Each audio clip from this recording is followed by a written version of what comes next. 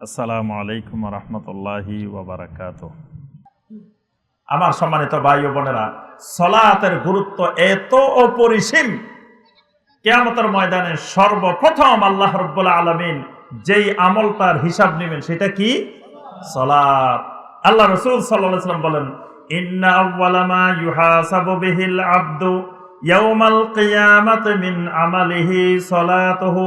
আল্লাহ রাসূল সাল্লাল্লাহু আলাইহি ওয়াসাল্লাম বলেন, কিয়ামতের ময়দানে সর্বপ্রথম যে আমলটার হিসাব নেওয়া হবে সেটা হলো সালাত। ফাইন সালুহাত ফাকাদ আফলাহা ওয়া আনজাহা। সালাতের হিসাবটা যদি ঠিক হয়ে যায় সে কিয়ামতের ময়দানে পাস করে গেছে, সুবহানাল্লাহ, সে পাস। আর যদি ওয়াইন খাসারাত ফাকাদ খাবা ওয়া খাসারা, যদি সালাতটা খাসারাত হয়ে যায়, ফাসাদাত হয়ে যায়, সালাতের হিসাবে যদি গন্ডগোল হয়ে যায়, তাহলে সে আখিরাতে কিয়ামতের ময়দানে ফেল। ফাকাদ খাবা ওয়া খাসারা, তার আখিরাত বরবাদ। বরং আল্লাহ রাব্বুল আলামিন বান্দাকে বাঁচানোর জন্য, বান্দার যদি কোনো ফরজ সালাতে ঘাটতি দেখা দেয়, আল্লাহ পাক বলবেন, উনজুরু হাল লি আবদি মিন তাতাব্বু, আমার বান্দার কোনো নফল নামাজ আছে কিনা সেই দিকে দেখো। আমার বান্দার কোনো নফল সালাত থাকলে সেই নফল সালাতটা দিয়ে ফরজটা পূর্ণ করে দাও। সুবহানাল্লাহ। তাহলে কিয়ামতের ময়দানে পাস করতে হইলে, যদি পরীক্ষায় পাস করার ইচ্ছা থাকে, তাহলে সালাত কোনো অবস্থায় ছাড়া যাবে না। কিন্তু অত্যন্ত দুঃখের বিষয়, আজকে মুসলিম উম্মাহ, বাংলাদেশের মুসলমান সবচেয়ে বেশি অবহেলা করে যেই ইবাদতে, সেটার নাম সালাত। সেটার নাম সালাত। অথচ এটাই ছিল মুসলিম উম্মার সবচেয়ে গুরুত্বপূর্ণ আমল। কিন্তু সেই গুরুত্বপূর্ণ ইবাদতটা ছেড়ে আজকে মুসলিম উম্মাহ, মুসলমানেরা এই সালাতটাই প্রথমে ছেড়ে দিছে। আবার একজন আরেকজনকে বলে যে নামাজ না পড়লে কি হইব, আমার ঈমান কিন্তু ঠিক আছে। একজন আরেকজনকে বলে, আরে মিয়া, আমি নামাজ না পড়ি না, তো নামাজ না পড়লে কি হয়েছে, আমার ঈমান কিন্তু ঠিক আছে। অথচ নামাজের সাথে ঈমানের গভীর সম্পর্ক। নামাজ নাই, ঈমান কেমনে ঠিক থাকে? নামাজ নাই, সালাত নাই, তো ঈমান কেমনে ঠিক থাকে? কিন্তু এখনো মুসলমান মনে করে বসে আছে যে নামাজ নাই তারপরে ঈমান ঠিক আছে, ঈমানে কোনো অসুবিধা নাই। বরং আরে মিয়া, তুমি নামাজ পড়লেও তোমার থেকে আমার ঈমান কিন্তু শক্তিশালী, আমার ঈমান খুব স্ট্রং, এরকম করে বলে। অথচ তার বেখবর যে আসলে যেই ঈমান আমাকে সালাত কায়েম করাতে পারে না, সেই ঈমান আমাকে জান্নাতেও নিতে পারে না। এবার আসুন আমরা দ্বিতীয় বিষয়ের উপরে একটু কথা বলি, সেটা হলো সালাত না পড়লে, সালাত পরিত্যাগ করলে তার অবস্থাটা কি? প্রথম অবস্থা হলো, যিনি সালাত কায়েম করেন না, তার ঈমানের মধ্যে সমস্যা তৈরি হয়েছে, ঈমানের রোগ হয়েছে। মানে তিনি একজন রোগী। তিনি কি রোগী? কিসের রোগী? ঈমানের রোগী। ঈমানের কিন্তু অনেকগুলা বড় বড় রোগ আছে, ঈমানের অনেকগুলা বড় বড় রোগ আছে। এই জন্য আল্লাহ পাক বলছেন, কিয়ামতের ময়দানে ওই অন্তরটা কাজে আসবে যেটা বেকালবিন সালিম, মানে সুস্থ, রোগ মুক্ত অন্তর। ঈমানের যখন রোগে ধরে তখন অন্তর রোগাক্রান্ত হয়ে যায়। এই জন্য ঈমানকে সবসময় সুস্থ রাখতে হবে রোগগুলা থেকে। ঈমানের অনেকগুলা রোগের মধ্য থেকে বড় বড় কয়েকটা রোগ হলো, 1 নম্বর রোগ হলো কুফর। 1 নম্বর রোগ হলো ঈমানের কুফর। 2 নম্বর রোগ হলো শিরক। 3 নম্বর রোগ হলো নেফাক। 4 নম্বর রোগ হলো বেদাত। 5 নম্বর রোগ হলো জাইগ। 6 নম্বর রোগ হলো শাক। 7 নম্বর রোগ হলো রিয়া। 8 নম্বর রোগ হলো হাসাদ। এরকম ঈমানের অনেকগুলা রোগ আছে, পর্যায়ক্রমে অনেক রোগ আছে। তার মধ্যে 1 নম্বর রোগ যেটা, সেটা কুফর। প্রথম রোগটা, ঈমানের সবচেয়ে বড় রোগটা কি? কুফর। ঈমানের বিপরীত কি বলেন তো দেখি? জি, আপনাদের সবার ঈমান আছে তো নাকি? আলহামদুলিল্লাহ। আল্লাহ পাক আমাদের ঈমানকে আরো বাড়িয়ে দিন। তো ঈমান থাকলে, ঈমান তো ভালো জিনিস, তাহলে ঈমানের বিপরীত জিনিস কি? কুফর। মনে রাখবেন, ঈমানের বিপরীত কুফর। কুফরে ধরলে আর ঈমান থাকে না। কুফরের রোগে যদি ধরে, বুঝতে হবে তার ভিতরে আর ঈমান নাই। আচ্ছা, শিরিক কি ভালো জিনিস না খারাপ জিনিস? শিরিকের বিপরীত ভালো জিনিস কি? তাওহীদ। আচ্ছা, বেদাত কি ভালো জিনিস না খারাপ জিনিস? খারাপ জিনিস। এর বিপরীত কি ভালো জিনিসটা? সুন্নাত। তাহলে ভালোটাও চিনতে হবে, খারাপটাও চেনা লাগবে। তাহলে ঈমানের বিপরীত যে জিনিসটা, সেটা হলো কুফর। এই কুফরের রোগে যাকে ধরছে তার ঈমান শেষ। সালাত কায়েম না করলে এক নম্বরে যেই সমস্যা সেটা হলো তারে কুফরির রোগে ধরবে। তাকে কোন রোগে ধরবে? কুফরির রোগে ধরবে। কুফরির রোগে ধরলে পর্যায়ক্রমে তার ঈমানটাকে একেবারে নিঃশেষ করে ফেলবে। এই জন্য আল্লাহ পাক কোরআনে কারিমের মধ্যে সূরা তাওবার 11 নম্বর আয়াতে কারিমা বলছেন, ফাইন তাবু ওয়া আকামুস সালাতা ওয়া আতাবুজ যাকাতা ফা ইখওয়ানুকুম ফিদ্দীন। যদি তারা তওবা করে, সালাত কায়েম করে, যাকাত আদায় করে, ফা ইখওয়ানুকুম ফিদ্দীন, তারা তোমাদের দ্বীনি ভাই। তাহলে দ্বীনি ভাই হতে হলে একজন আরেকজনের, আমরা ইমানদার, এক ইমানদার আরেকজন ইমানদারের কি ভাই। এই ভাই হওয়ার জন্য আল্লাহ পাক শর্ত দিয়েছেন, ফাইন তাবু ওয়া আকামুস সালাতা ওয়া আতাবুজ যাকাতা ফা ইখওয়ানুকুম ফিদ্দীন।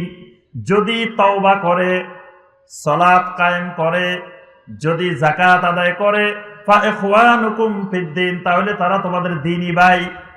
এখন এটারে আবার বিপরীত করেন, যদি তাওবা না করে, ঈমান না আনে, যদি সালাত কায়েম না করে, যদি যাকাত আদায় না করে, তাহলে তারা তোমাদের দ্বীনি ভাই না।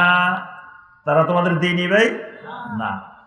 আল্লাহ পাক শর্ত দিয়ে বলছেন, যদি এটা করে তাহলে তোমাদের দ্বীনি ভাই, যদি না করে তাহলে কি দ্বীনি ভাই না। তাহলে দ্বীনি ভাই কখন খতম হয়, কখন কাটে?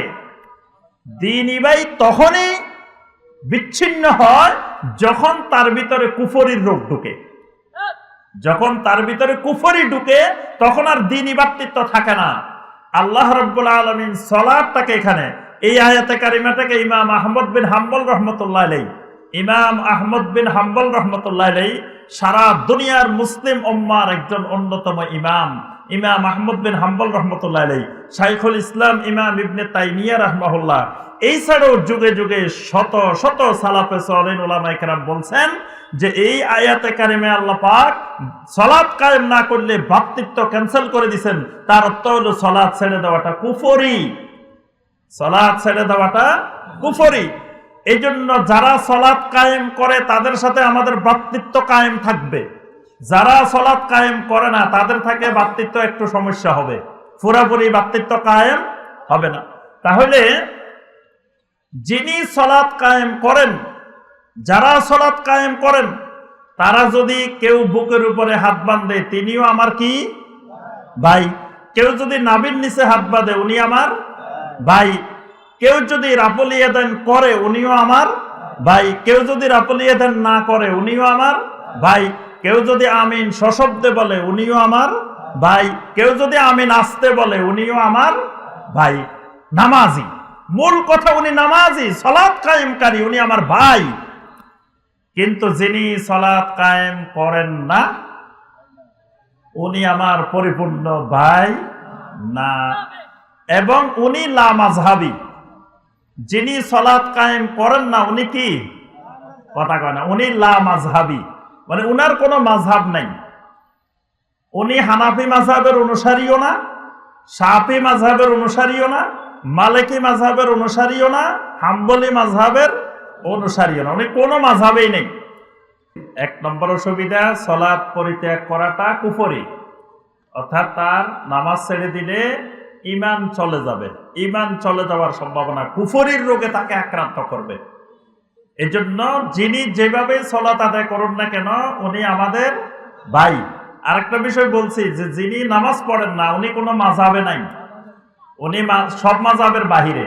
কারণ হানাফি মাযহাব, শাফি মাযহাব, মালিকি মাযহাব, হাম্বলি মাযহাব, সব মাযহাবে নামাজ পড়া ফরজ, বাধ্যতামূলক।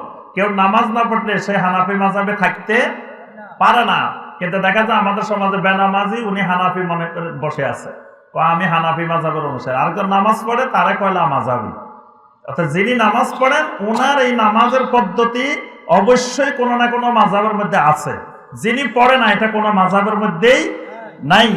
এজন্য আল্লাহর ঘরে মসজিদে হারামে, মসজিদে নববীতে দেখবেন লক্ষ লক্ষ মানুষ কতভাবে নামাজ পড়তেছে না? কেউ হাত এখানে বাঁধতেছে, কেউ এখানে বাঁধতেছে, কেউ হাত বাঁধতেছেই না, হাত ছেড়ে দিছে। তারা সবাই ভ্রাতৃত্বের বন্ধনে আবদ্ধ হয়ে সালাত আদায় করতেছে।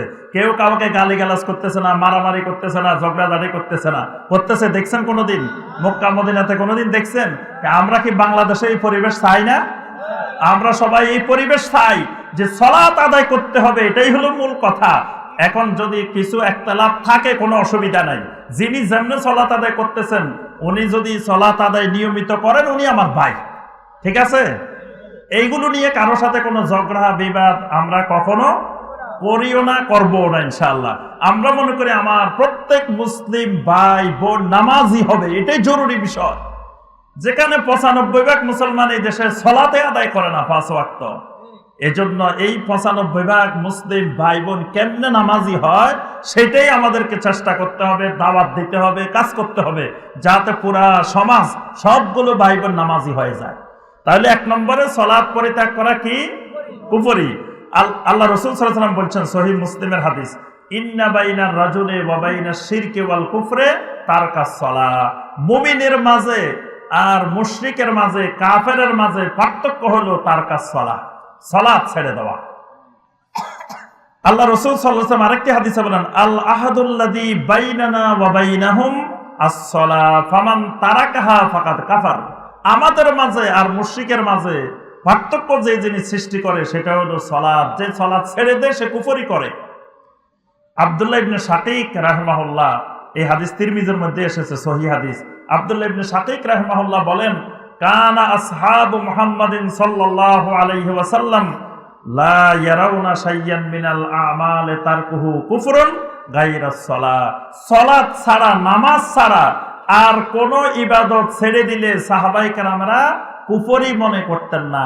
একমাত্র নামাজ ছেড়ে দিলে এটাকে সাহাবায়ে কেরাম সর্বসম্মতিক্রমে কুফরি মনে করতেন।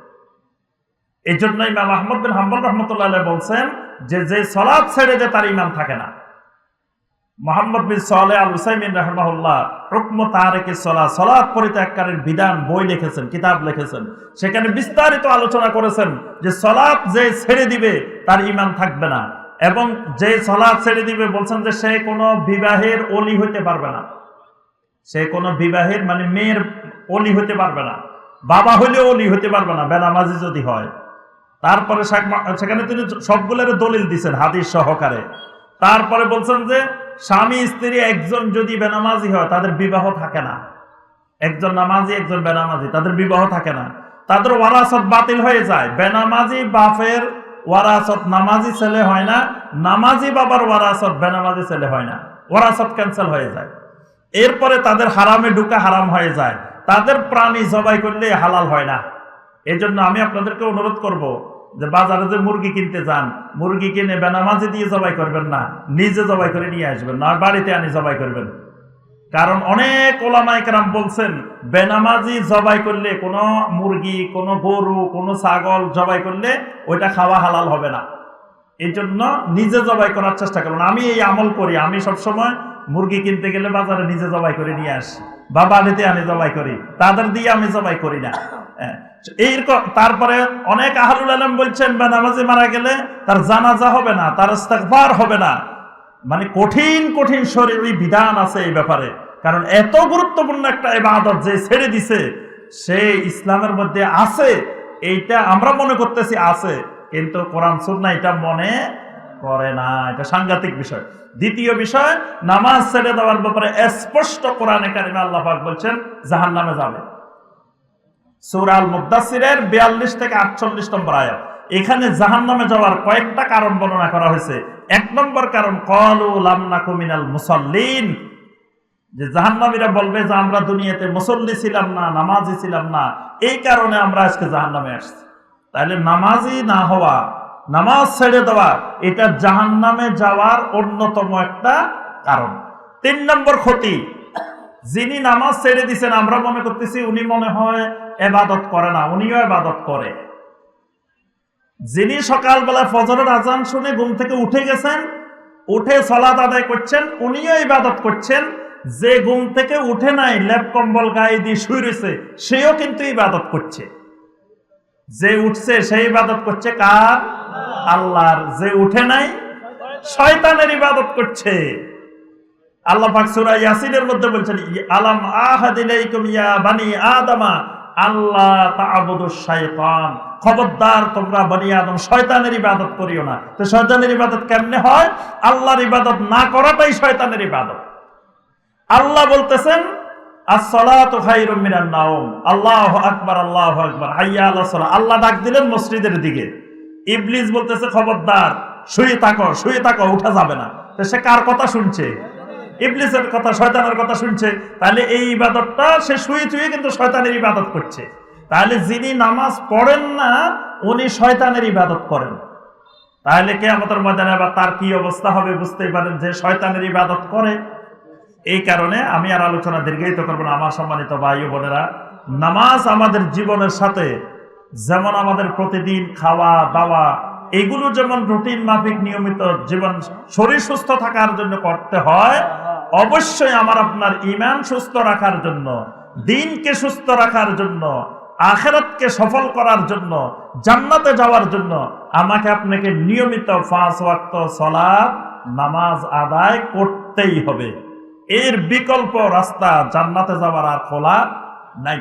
জান্নাতে যেতে হলে অবশ্যই খালি নামাজই তো হইতে হবে এমন না, সালাতের মধ্যে মনোযোগী, খুশু এবং আল্লাহ রাসূল সাল্লাল্লাহু আলাইহি ওয়াসাল্লাম যেমনি সালাত আদায় করছেন তেমনি সালাত আদায় করতে হবে জান্নাতে যেতে হলে।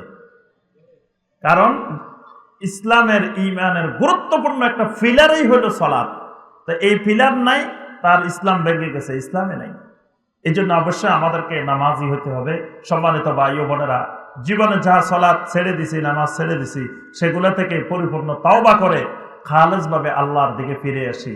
আল্লাহ রাব্বুল আলামিনের দিকে ফিরে আসলে আল্লাহ আমাদেরকে নিরাশ করেন না। আল্লাহ পাক বলেন, কুল ইয়া ইবাদিয়াল্লাযীনা আসরাফু আলা আনফুসিহিম লা তাকনাতু মির রাহমাতিল্লাহ, যারা নিজেদের নফসের উপরে অনেক বাড়াবাড়ি জুলুম করে ফেলছ, খবরদার আমি আল্লাহর রহমত থেকে নিরাশ হইও না। ইন্নাল্লাহা ইয়াগফিরুয যুনুবা জামিআ, আমি আল্লাহ তোমার জীবনের সমস্ত গুনাহ মাফ করে দিব। সুবহানাল্লাহ। এই জন্য যারা শয়তানের ধোঁকায় পড়ে নামাজ ছেড়ে দিছি, তওবা করে খালেজভাবে আমার আল্লাহর দিকে ফিরে আসি, আমার আল্লাহর ইবাদতের দিকে ফিরে আসি, ঈমানের দিকে ফিরে আসি, আমার আল্লাহ আমাকে আপনাকে বান্দা হিসাবে গ্রহণ করে নেবেন, তাওবা কবুল করে আল্লাহ গুনাহ মাফ করে দিবেন। বাকি জিন্দেগি সালাত কায়েম করে কবরে যাওয়ার চেষ্টা করি। আল্লাহ রাব্বুল আলামিন আমাদের সবাইকে তৌফিক দান করুন। আমিন ইয়া রাব্বাল আলামিন। আল্লাহ রাব্বুল আলামিন আজকের এই মাহফিলকে কবুল ও মঞ্জুর করে নিন। শেষ পর্যন্ত আল্লাহ রাব্বুল আলামিন আমাদেরকে যে আলোচনাগুলো হবে সেগুলো আমল করার, জানার, বোঝার আল্লাহ পাক তৌফিক দান করুন। আমিন ইয়া রাব্বাল আলামিন।